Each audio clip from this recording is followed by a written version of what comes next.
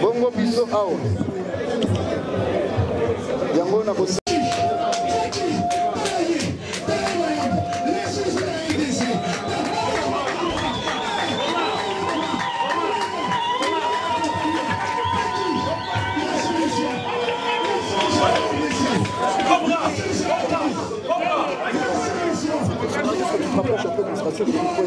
faudra le deuxième jeu te donner en main, ça va? On peut parler avec les deux?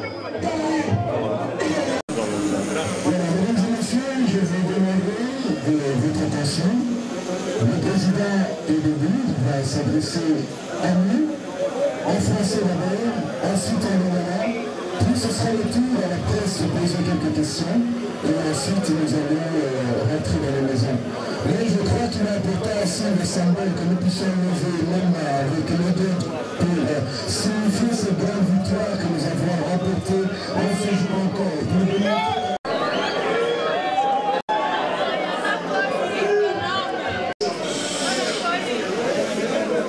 je vous salue et vous remercie d'être venus nombreux, mais je voudrais tout de suite préciser que ceci n'est pas un point de presse, contrairement à ce qu'on vous a dit.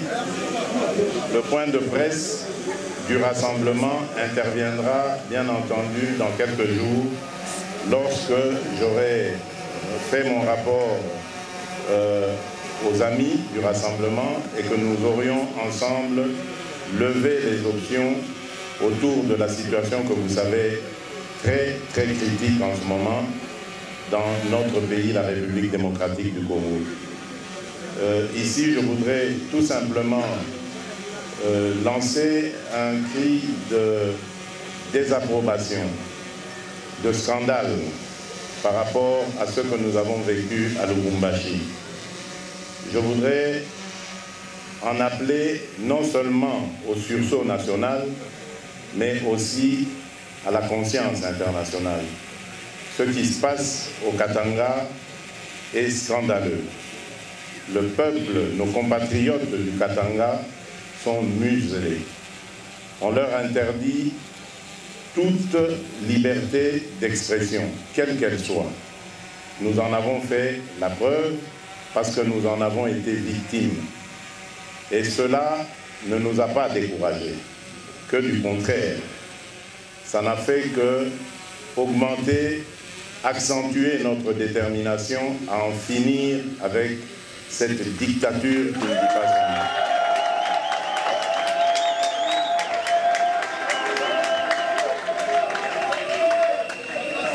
Je remercie le peuple du Katanga d'avoir bravé le danger, l'interdiction, la dictature, la barbarie à main nue. Et je remercie également la communauté internationale d'avoir, comme un seul homme, poussé un cri de désapprobation par rapport à ce qui nous avait été infligé. Mais comme vous le voyez, nous sommes rentrés en bonne santé parce que nous considérons que ce qu'ils ont fait n'était que le dernier sursaut d'un pouvoir chancelant et mourant.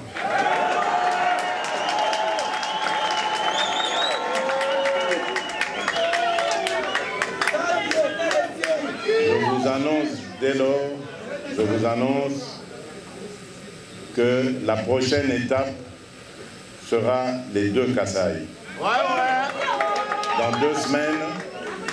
dans deux semaines, nous allons partir à l'abordage. Nous allons aller au Kasaï, dans les deux Kasaï, et nous allons revenir par la route sur Kikwit, où vous savez, il y a près d'1 million de réfugiés sinistrés des derniers événements malheureux du Kasaï. Donc nous sommes déterminés à couvrir toute la République pour dire aux Congolais qu'avant le 31 décembre de cette année, Joseph Kabila doit avoir quitté le pouvoir en République.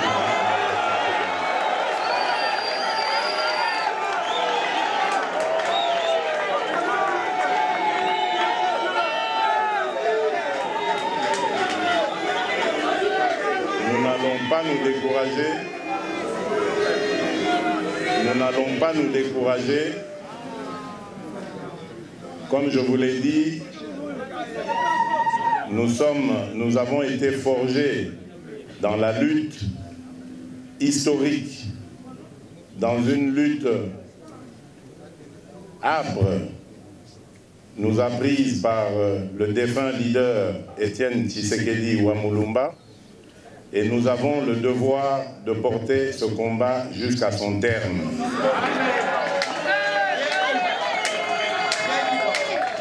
Ceux qui vont abandonner, ce n'est sûrement pas le peuple. Ceux qui vont abandonner, c'est ceux qui gouvernent ce pays par défi, sans la volonté de notre peuple.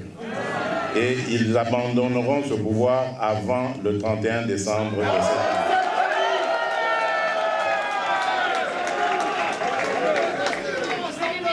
Bana mboka, bana kin, na lingina tonda bino botondi pona ndenge boyambi biso na moya lelo.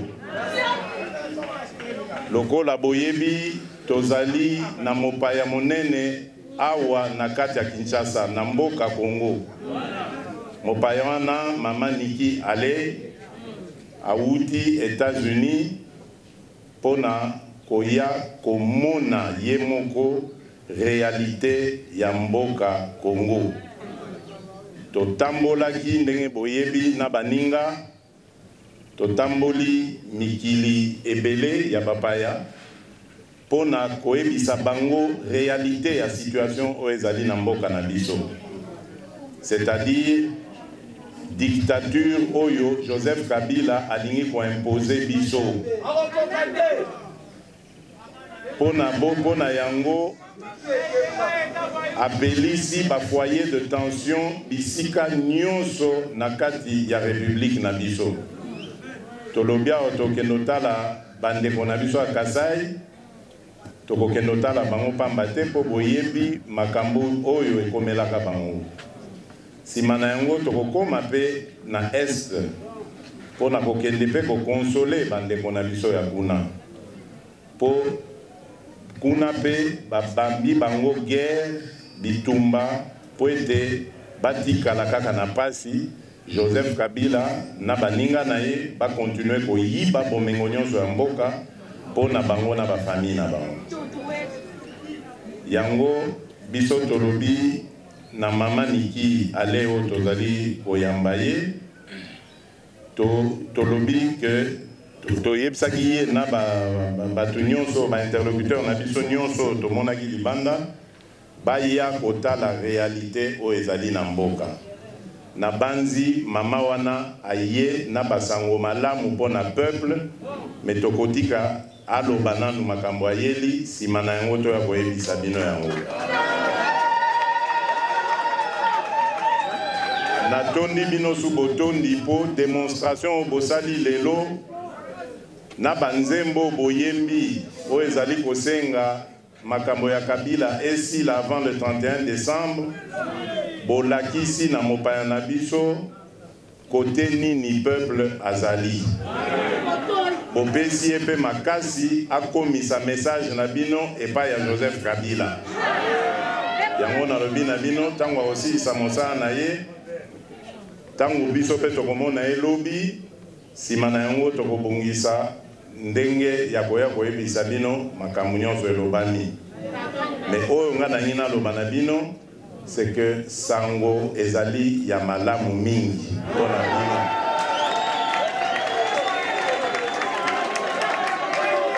Kala mingi te bana mboka, kala mingi te bana mboka, liberté na biso ekokoma réalité.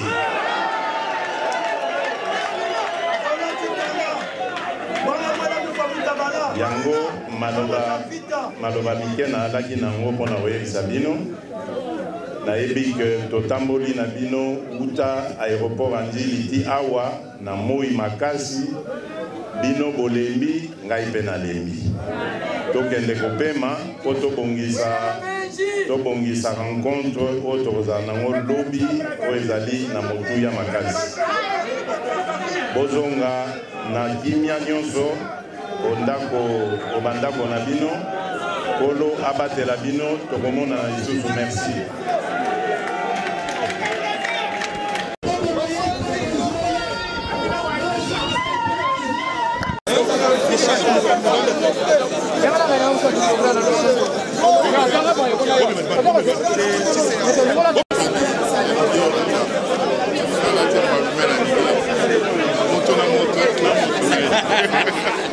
Voilà, bote.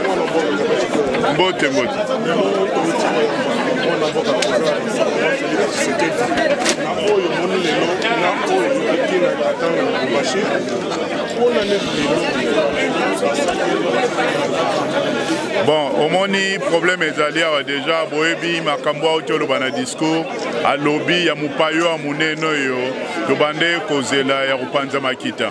Alors, au moni touro à salaki na avant kende bomoni fête ya lukuta ba salaki awa l'air ba retenaki pays na biso na conseil ya droit de l'homme batu baye ba kité soki okena makomami okei oyoye bana makomami ya droit de l'homme eza muto ya salaka na droit de l'homme o aza conseil kuna soki lelo asali mbeba aza obligé akende ko se justifier donc makambo yozo salamao o basalaki kuna eza tosimbisa bango touche na katanga bayo comprendre ngo na kidiba yango no moni awa bakoti malili mais eza déjà bakokende na justification ya kosamba kuna et puis eza eloko esaleke lelo tolobaka susu te makambo bamesana koloba ingérence bango moko bakomi na table ingérence yango na eza droit de l'homme place oyo bango bazali lelo awa tozali s'il y a un problème bango bako se justifier et mbebo basalaki yango esali bango ke lelo moni ke baza ya okauka et puis na miso mokili emonali lisusu pouvoir oyo ya peuple apesi na nani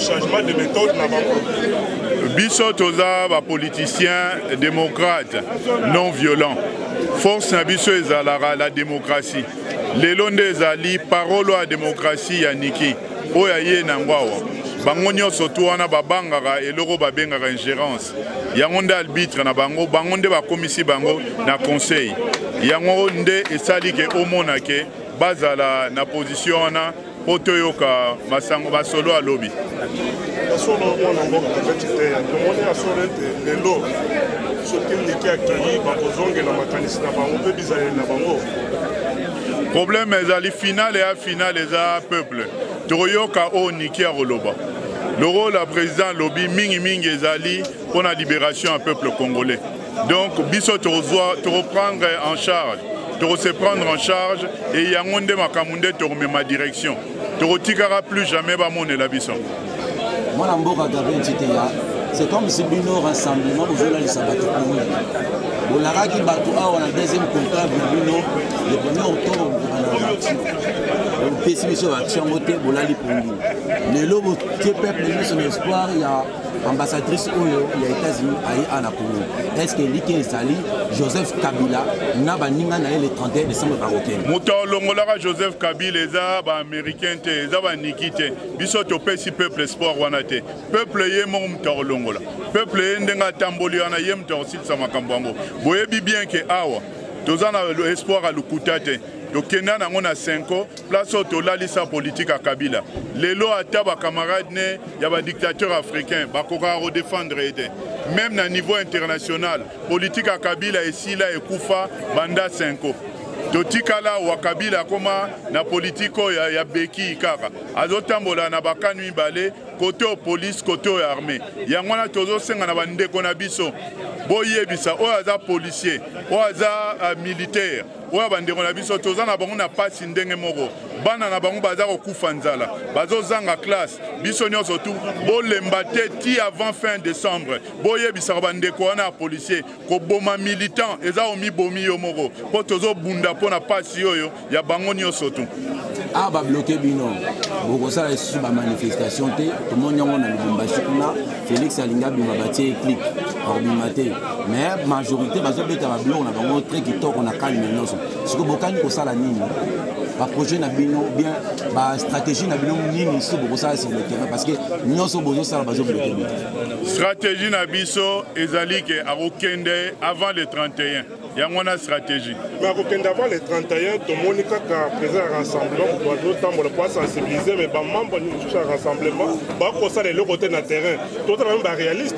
pour le 31 décembre za lobby lobby eza na kati ya stratégie wana ba motuya ya question oyo président ye moko mutazo kamba biso mutaza nango basolo mwana mboka tomalanda junior oza pe pembeni wana toyoki mituna na biso lelo oyo président ya rassemblement c'est le tourneur va menacer ye amo na katanga ndenge tungo commencer au tournoi mais awa na kin bozozela nini pour te bo sensibiliser population te boko lobete kabila kende avant le 31 décembre peuple a causé le mot d'ordre ngo bozeli sango pona nini mais ngana okama yo bakina ba de la sensibilisation bakina ba de la sensibiliser bana kini ba de la sensibiliser tant de le le 31 za délai va pesi yo locataire va peser préavis après préavis va peser prolongation avec préavis à une année avec préavis de sili va peser prolongation le 31 sous que ça le 31 donc qui n'est a besoin de que non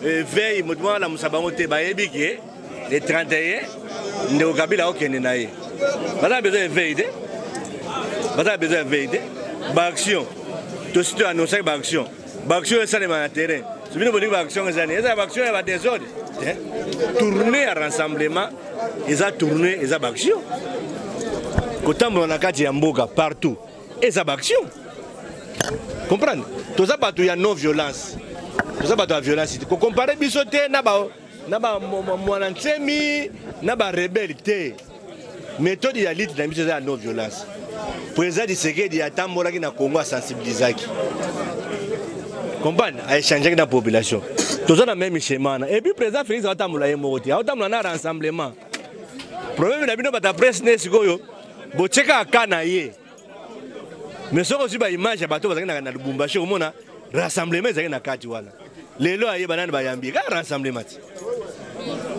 yambi donc azotambola ye mokoti azotambola na rassemblement azobima na volonté na yete azobima na volonté ya rassemblement donc c'est tout un programme au rassemblement sali tozotambola province par province pour na ko sensibiliser et tozo profiter na ba province au rassemblement ezade tozo ko tia ba noyo ya représentation ya rassemblement ne mission munene o esali ke totambola partout yango wana mwana mboka tomalanda ozali député eli ya Kinshasa tomondi bino na parlement kuna botumbutu bozoloba na monoko te Joseph Kabila en tout cas année oyo le 31 décembre atika mboka atika elonga na moto mosusu bino badéputé eli ya ville ya Kinshasa mpe eli ya kolomba ya opposition plus particulièrement ya rassemblement peuple azosenga na bino mpe bosala action na kati ya rassemblement bovide parce que bino bozolakisa Joseph Kabila mosapeke mandat esili bino mpe bamanda na bino na kati ya badéputation kuna esili pourquoi pas bovide kaka sali wana botiki yango mpe oyo kosala liti libanda bosangani na mpe boberani mpe bon nga sikoyo ezopesanga mawa na question oyo boza bapandisango tozoloba toya bato ya liti ya non violence ya démocratie état de droit mais nazo kamwa bino bandeko bapandisango bozo maîtriser loi électorale te un élu du peuple va remplacer un nouveaux élus. C'est un principe parlementaire mondial. Au go remplacer un élu du peuple, na mutumo aye boita remplacer te. Lelo atande au Kabila kufi lelo, akufi lobby. Pour parlement wana échanger, il faut pas nouveaux élus. Ba ya élection salima bayandi ko remplacer bango. Eza principe parlementaire, eza ko soutenir Ndeko Kabila te. Toza ba élu du peuple, mandat na biso eza limité te. Mais mandat Ndeko Kabila eza limité. Eza interdit pour na ye à se représenter au-delà de 2 fois. Mais en tant que député, on va se présenter à 20 fois. Loué pégicité. Loué pégicité. Les leçons qu'on a lobby n'a désisté. Vous en avez par exemple les gens. Dieu m'a la boîte au siège. Bah remplacer na suppléant na été. Suppléant na remplacer. J'ai quoi désister qui. Bah remplacer na grand frère na été. À ça qui premier suppléant na. C'est-à-dire le principe c'est quoi? La loi explique quoi? Tant qu'on va voter un député, va voter un 2 suppléants. Premier suppléant, na deuxième suppléant. Au cas où le député Koufi, ou bien on empêchement, ou bien on nomination, premier suppléant qu'on remplace. Ceux qui premier suppléant ont empêché bien Koufi, deuxième qu'on remplace. Ceux qui deuxième peut empêché bien Koufi, bakozwa na liste na bino, il y a circonscription na bino, le premier a échec. Il y en a qu'on remplacer. Ceux qui le premier a échec à Zate, le deuxième a échec. Donc, parlement au tigre n'a jamais qu'on la vide. Bako sabinoté. Bato bazana mauvaise foi, bazana jalousie na mutema na bango, batanga loi électorale. Batanga loi électorale, ils ont expliqué fonctionnement il y a des institutions. Ba comprendre ko sikoyo mandat ya ba député zo liango na président de la République. Ça devient de la folie. Moi, je considère que c'est une question de jalousie, ce n'est pas une question de droit ni de la démocratie.